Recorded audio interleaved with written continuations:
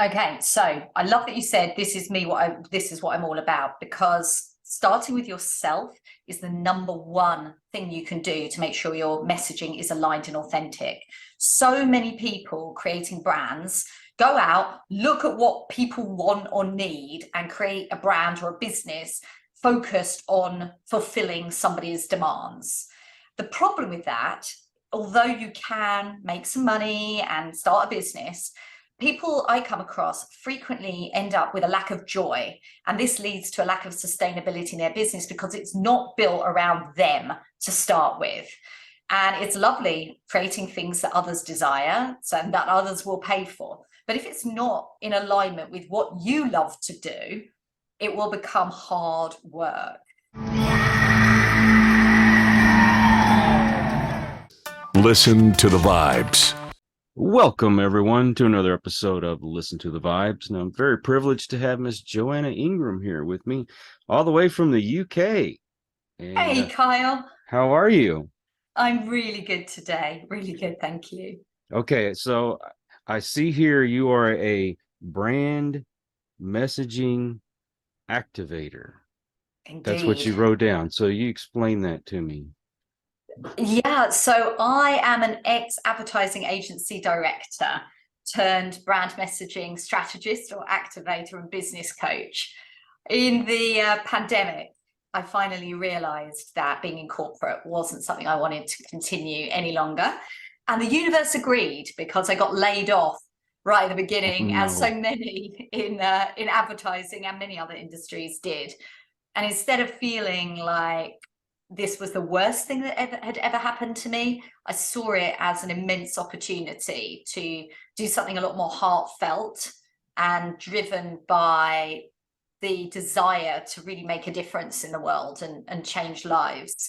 And so I took what were the best of my skills that were honed in 20 years of marketing and helping brands generate revenue, which was, of course, to help with marketing and specifically brand messaging. And I realized that in this new world of entrepreneurship and coaching and consulting, so many people were leaving their jobs just like me and launching themselves online, launching their podcasts, launching their programs, and yet weren't really attracting their ideal clients because their brand messaging just wasn't on point.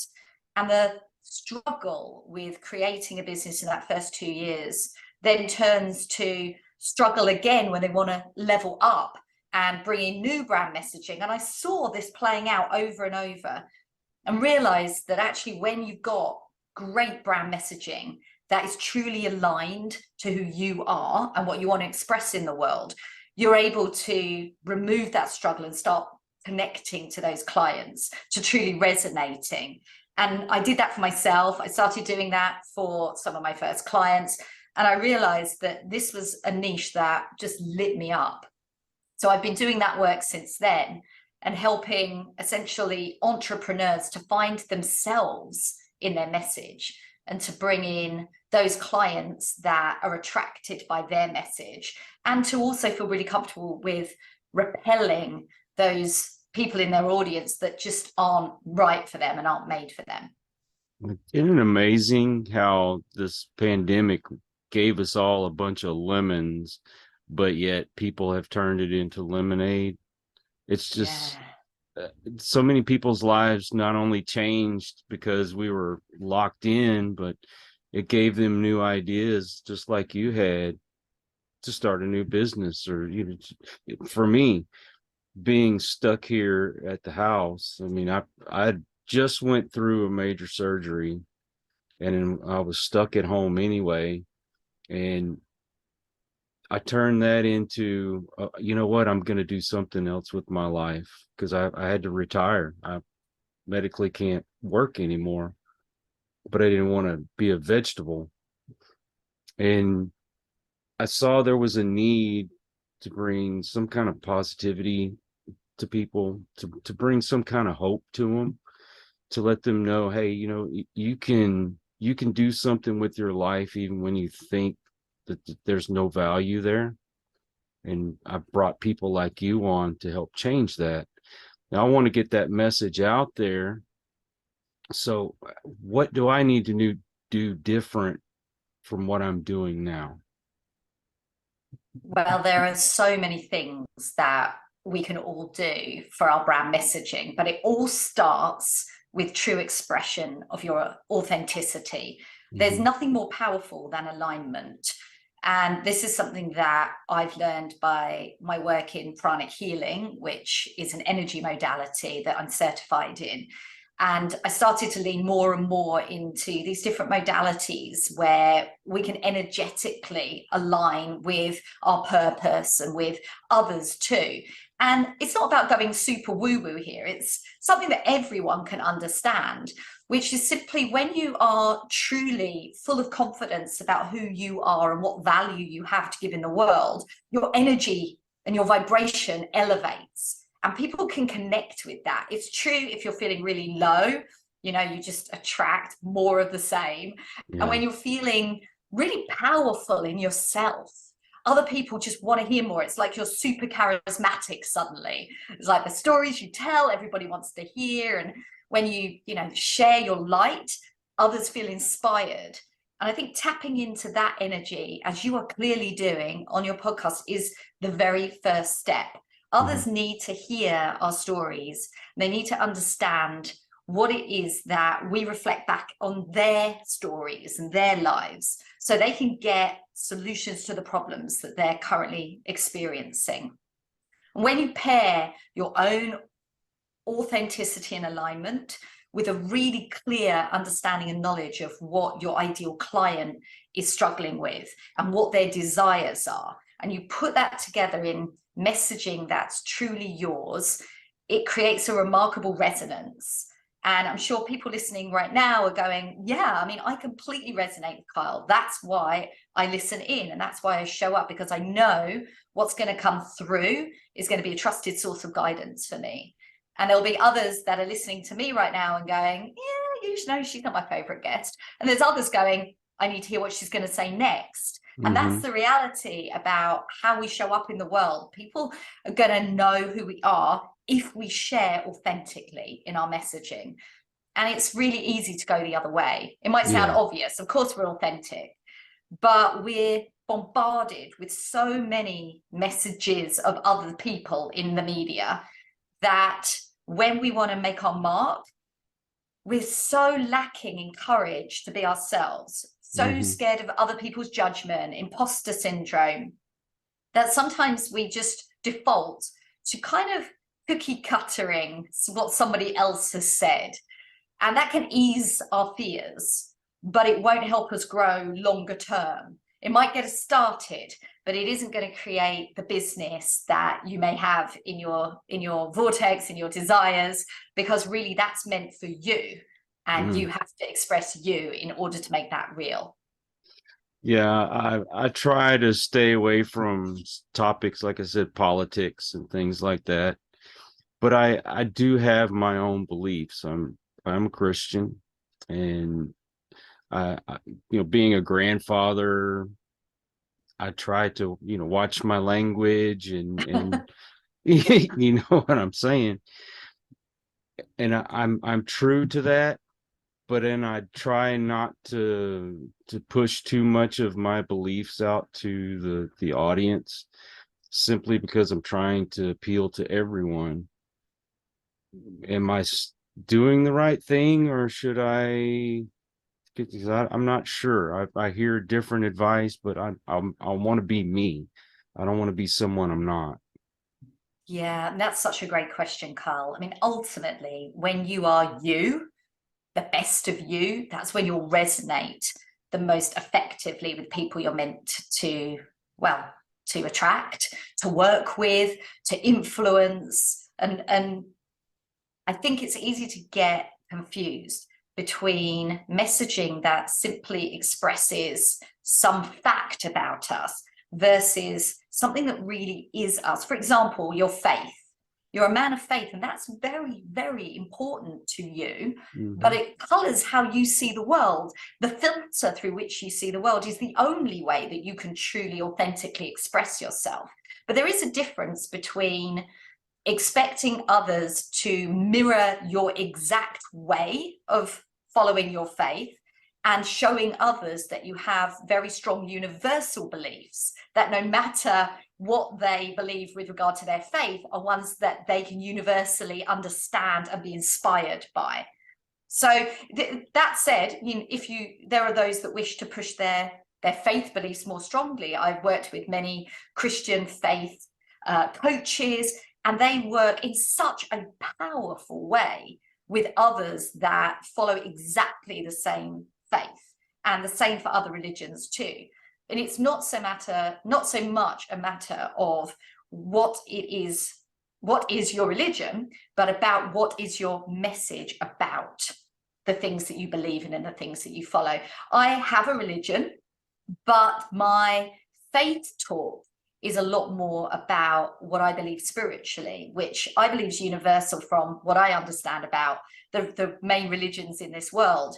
There are simple facts that when we trust, when we have certainty, when we believe in a higher power, and when we act in integrity, then we're following the path that will help us express ourselves and create great results. And for me, that's universal. And that's what I try very hard in my business to do, to trust, to have certainty, to trust that those people who are going to resonate with my message will be those ones that hear it at the right time. You know, that idea of divine timing, that no matter where we're at this point, we're taking those steps towards what is to be our results. And I love that you're doing that with action, because so many who've been through, you know, real big life traumas move into passivity rather than action, and they wait for things to happen. And my understanding about the universal laws is that when we take aligned action and we trust, it's like following the breadcrumbs. One little thing comes, then another little thing comes, and it's not for us to see the full picture and to decide that if I can't have it all right now, I'm not even going to get started. It's to take those inspired small actions and watch it unfold. I mean, we would never have been having this conversation if you hadn't have taken action, I hadn't have taken action, and somehow the universe in this moment's collided us for this conversation that is going to have a ripple effect somewhere in the world in a small, maybe even imperceptible way that will grow over time. So I'm full of gratitude for the opportunity, and keep embracing those opportunities as they unfold. Yeah, I never know who's it's going to impact. There might be somebody out there that they're watching this right now and they say, this is exactly what I needed to hear. And then they pass it on to someone else, and boom, all of a sudden a bunch of people watch. You know, it's weird how it works. There's some interviews I will do that I think, oh my gosh, a whole bunch of people's going to want to watch this.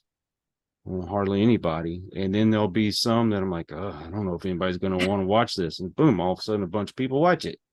I'm not even going to ask which one you think I am.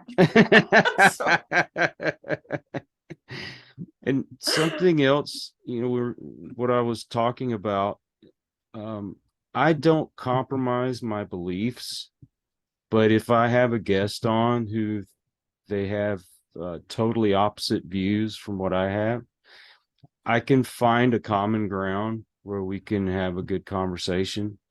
And I will get messages from them afterwards thanking me for that and saying, wow, I don't usually get conversations like that. I want to be myself. I want to be different than what everybody else is doing. I want to be respectful, but I will not compromise my beliefs. But I don't think this is the place to have an argument. Yeah, I suspect you're right. I don't think many people would tune in.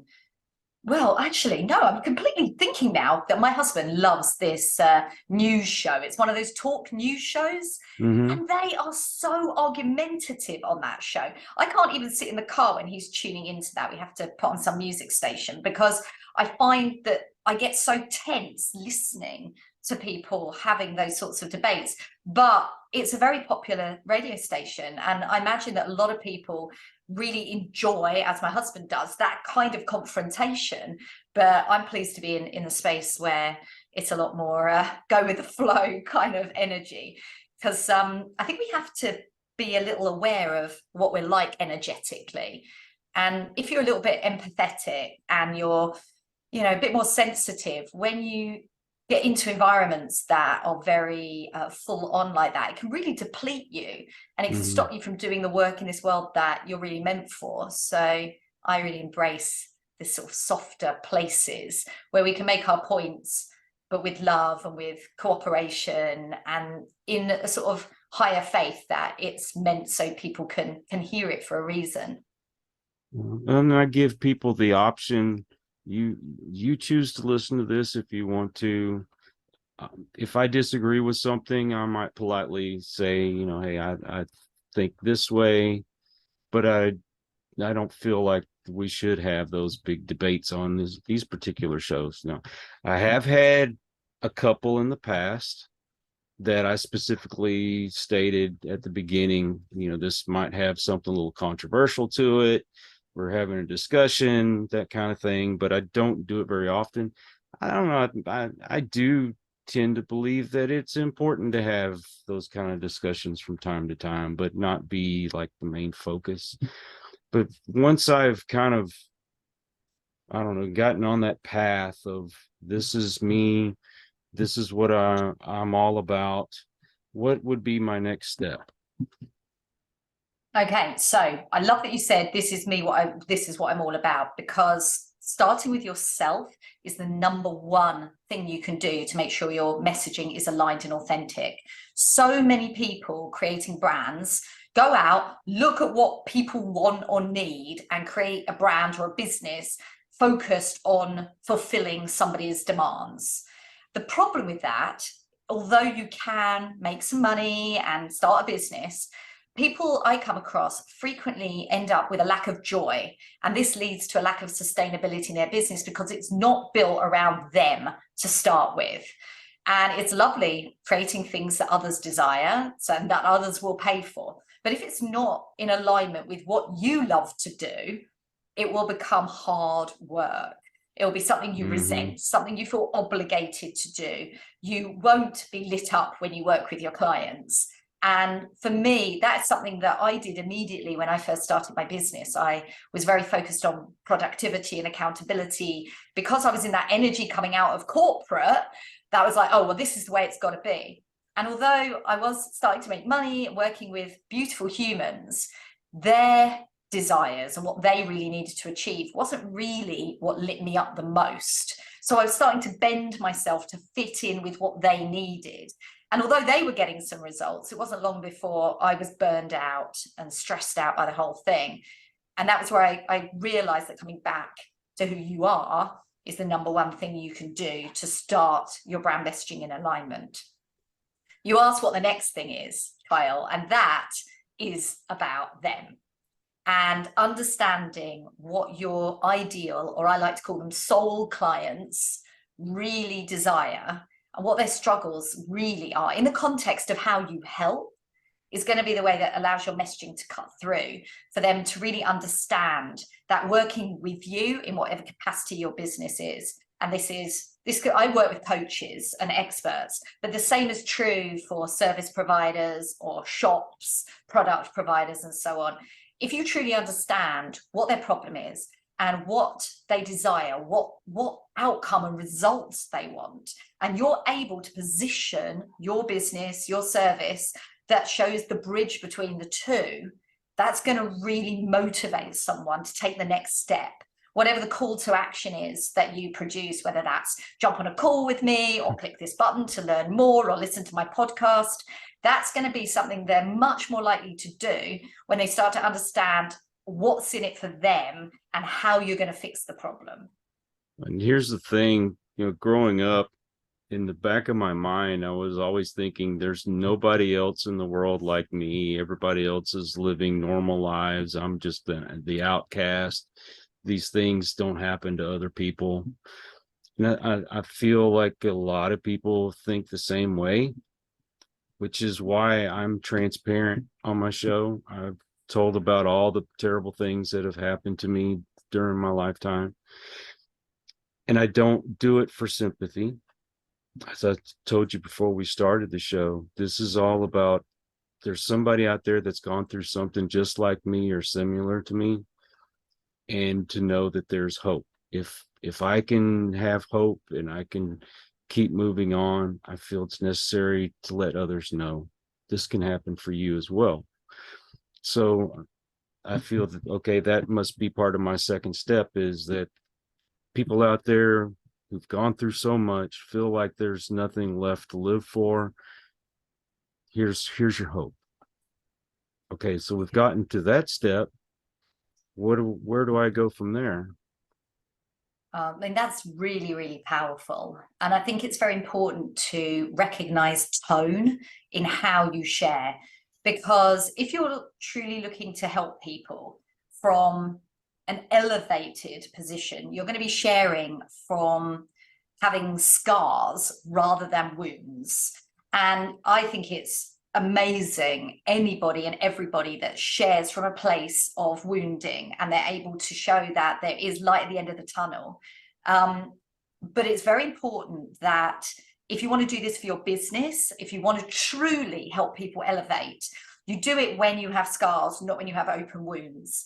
And anybody that's, listened to somebody in pain sharing, or found somebody on TikTok or Instagram oversharing, they're not inspired.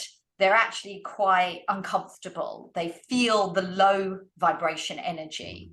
And when you're at a place where you're already, even if you're only a step or two ahead, but you're able to say, I'm making changes, I've had a transformation, I'm not the finished article, but I can share this with you, then people start to rise up rather than get stuck in that kind of struggle mentality. And I really empathize from a personal perspective, because I went through a long fertility struggle that had me feeling very outcast from all of my peers who seemingly were going ahead and creating their families with ease, while I was stuck in a very unusual position, because I had my eldest daughter, who's now away at college, and when she was born, I nearly died in childbirth. And to save my life, they gave me an emergency hysterectomy, and I was 29 years old having my first child, and I ended up with PTSD, and it was a really shocking turn of events for someone who expected to be in control of what I thought would be a very normal situation and have a great outcome. And for me, completing my family was one of the biggest desires that I had at that point. I didn't want to be defined by what turned out to be medical negligence and left me in a position of, not being able to do one of the most important things to me, which was have a larger family. And happily, 7 years later, me and my husband traveled to California, where we met our twin daughters, who were born with the help of a surrogate living out in the States. And that was an amazing outcome for us.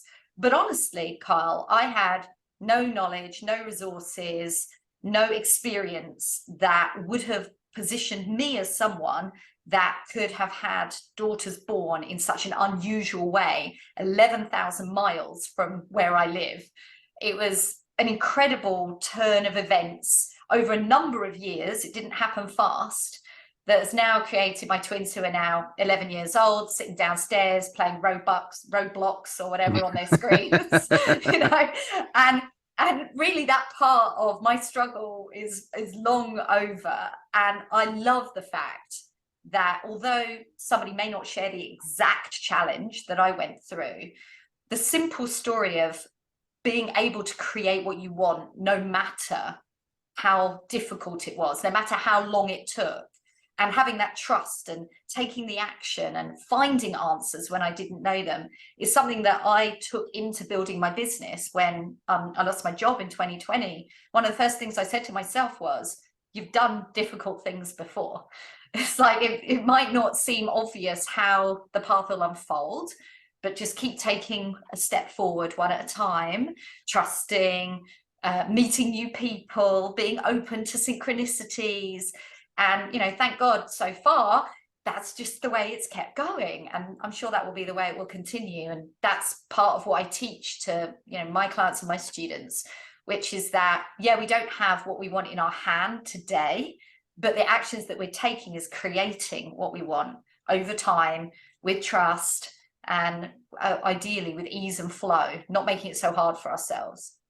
Yeah, it sounds like if there's a will, there's a way. If you really want something bad enough, you will find a way to get it. Just like you wanted a bigger family, and look what the doctors did to you.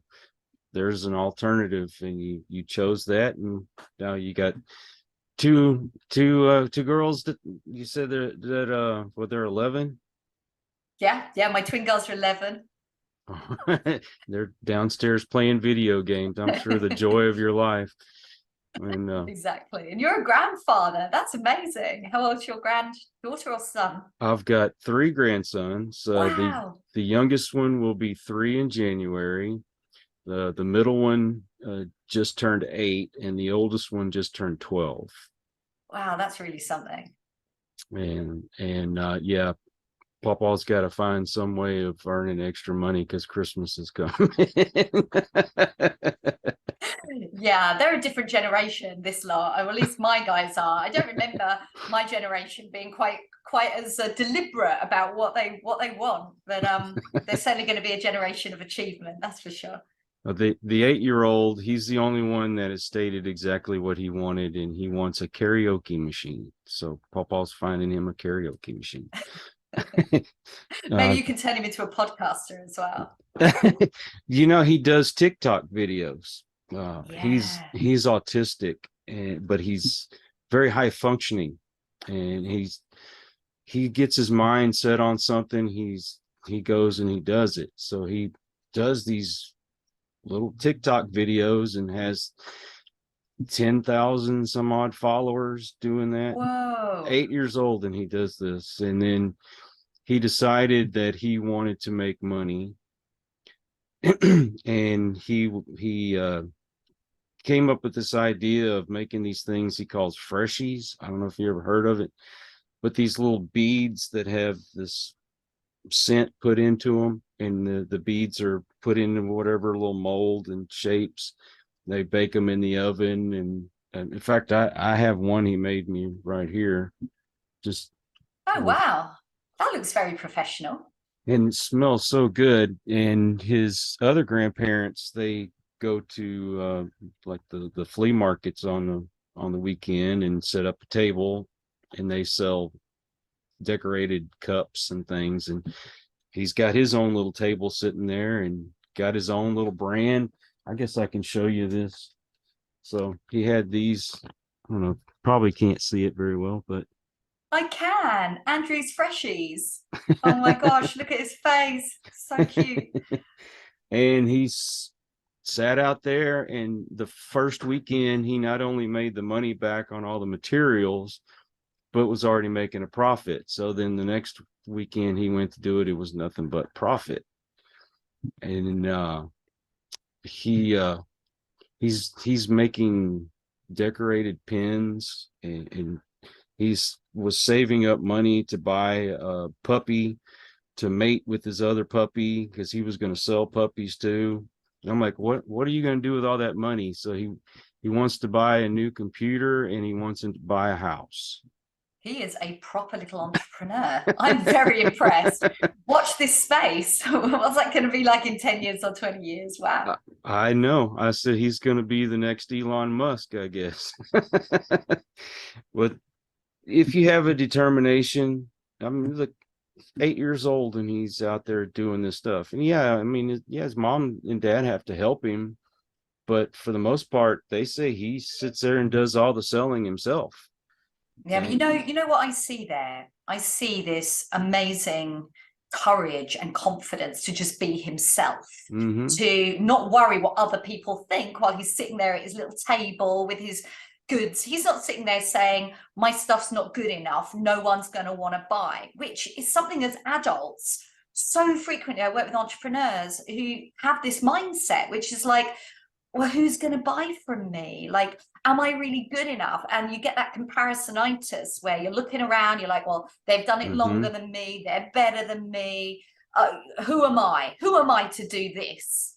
Right. And I know I felt that at the beginning. And you know, hearing about your grandson, I'm just like, if only we all just had so much faith in ourselves to do our TikTok dances and lay out our shop front instead of talk about it and procrastinate and watch others do it while we're saying, oh yeah, but I don't look the right way to be on TikTok and I can't dance. And oh, maybe it's not TikTok, maybe it's Instagram, maybe it's Facebook, maybe it's simply showing up in a local community event, but it's about saying, I am ready and I'm showing up whatever. I'm just going to be me, because the years pass really fast. Oh yeah. And we just have to not let things hold us back, like fear of judgment and imposter syndrome, you know, where we're literally holding ourselves back, because it's our time now. I think if the pandemic's taught us anything, it's like, gosh, things can change real fast. So why are we waiting? What is it we're waiting for? And that's something that I'm trying more and more to embody in my own experience of building my business. Like, I went live on Instagram this morning. I'm just like, just tell them what you need to share, because someone out there needs to hear it. And I had left it way too long to just show up in that way. So I'm constantly taking my own advice, and it's something I love to share. And here's something that I think a lot of people struggle with, and I'd like to get your advice on.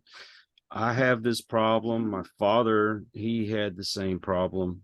It's you start doing what you want to do. Let's say it's a business and you've got a service, and that service, let's say the big guys down the road are charging $500 for, but yet you don't feel the same worth, and so you put it down to $100.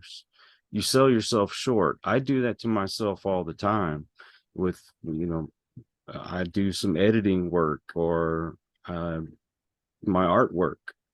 I practically give it away. Just pay for the paint and the brush and the canvas, and I'll do it for nothing. That's been the way I've been doing things. Why do we sell ourselves short like that, and how do we get past it? Yeah, I mean, what you're describing, the money mindset issues, are really, really common. And it doesn't surprise me you say your father as well, because we inherit them. They're a generational pattern. And it's not surprising we have things like money doesn't grow on trees, you have to work hard for money, money's the root of all evil. And, we get all these ideas, and then suddenly we're like, oh, I need to go and make some money. But playing behind the scenes is this track of, I want to make money, but not too much money, maybe just enough money, maybe a tiny bit of money. And well, maybe I don't deserve to earn a lot of money, and I should be sharing my light for free. I should be doing this for nothing, because giving and generosity are really important. And all these messages are playing out. So when we come to that moment where somebody says, oh, hey, I could really do with that, or that, what a beautiful piece of artwork, Kyle. Like, how much would you charge for that? The subconscious just jumps in and just lowballs you. It's just Yep. really, really common. And I experienced, and still do experience, similar. I come from a family that didn't have a great deal. It was a lot of hard work. Each one of my parents had 3 jobs. Make sure you turn out the light if you're leaving the room. It was, all these messaging. And it's something I've had to work on quite a lot.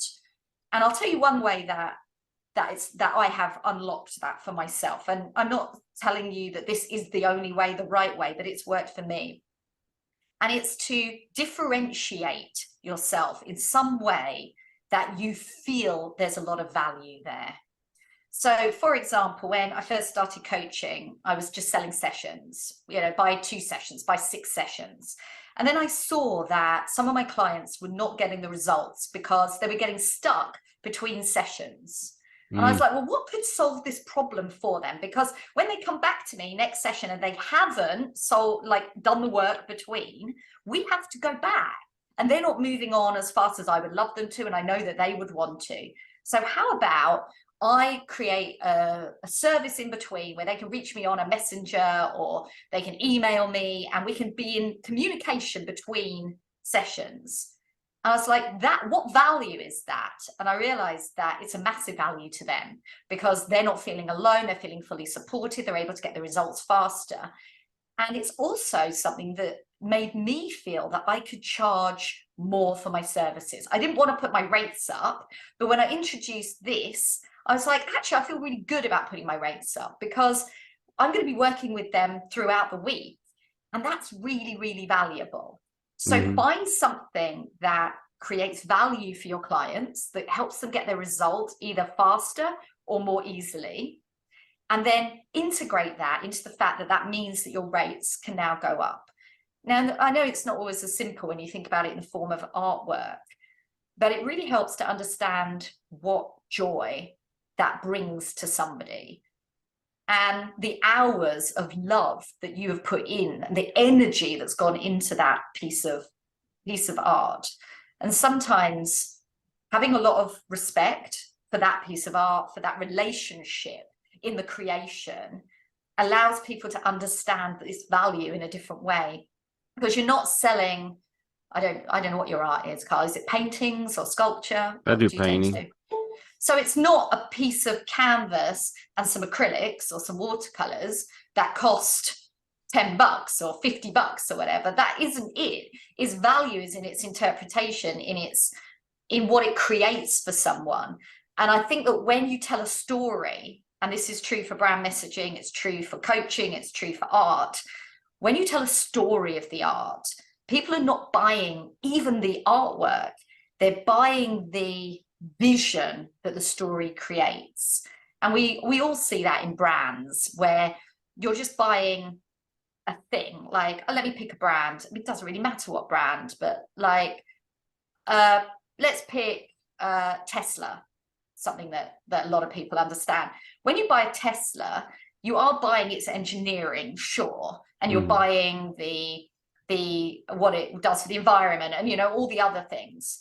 But you're also buying a higher vision. You're buying a piece of the future. You're positioning yourself as somebody that enjoys mindful luxury. You're positioning yourself as somebody that really understands how the world works, and you want to play your part in the world with this amazing piece of machinery. I'm sure that people listening know probably more about Tesla than I do, and they're going, I know why I would buy a Tesla. That's what you do when you position a brand. And when you tell a story about your artwork, about the struggle it represents or the hope that it shows and what it's meant to represent in the world, somebody says, you know what, I just want that because I want to feel that way. It's like I'm playing with this little crystal in my hand. I often fiddle with things while I'm chatting. And I remember buying this crystal. And I love crystals. I believe that there's something in it, but I don't know for sure. I mean, this little crystal sits on my desk and it may have an effect, it may not. But I remember buying it because I read the little piece of paper that comes with it that talks about how this really opens your intuition and it allows you to feel calmer and so on. I'm like, this represents intuition and calm. I will buy this. If somebody said, you want this nice little red rock, I'd be like, how much? I'm not paying that for a little red rock, but I am going to pay that for something that makes me feel in a certain way. And that's ultimately what we do when we create brands. And if we're looking to create pricing, we want to create experience, we want to create a belief about what we're creating that allows people to see the value. And a lot of that comes down to the confidence. It's just about going, this is what this is, and talking about it in your shows, in your places. So people are like, you know what, I don't really know exactly what pieces of art Kyle's got for sale right now, but I know that I want one. It's like, I want to buy a piece of what he represents, the story he's telling me. I want to buy that feeling. And that's ultimately what brands do. Well, there's so much that we can touch on, but unfortunately we don't have very much time. So how would someone go about getting a hold of you? Do you have a website? Mostly I can be found on Instagram. You can find me there. IamJo.Ingram. That's I am Joe, J-O, then a dot, and then my surname Ingram. And you can also hear me chat away a lot on my podcast, Goals with Soul, which you can find on any of your regular podcast apps. Well, I'm definitely going to share those links in the description so people can find you. And I thank you so much for spending some time with me today and spreading a little wisdom. And I hope, my complete pleasure, Carl. Thank you so much for having me on.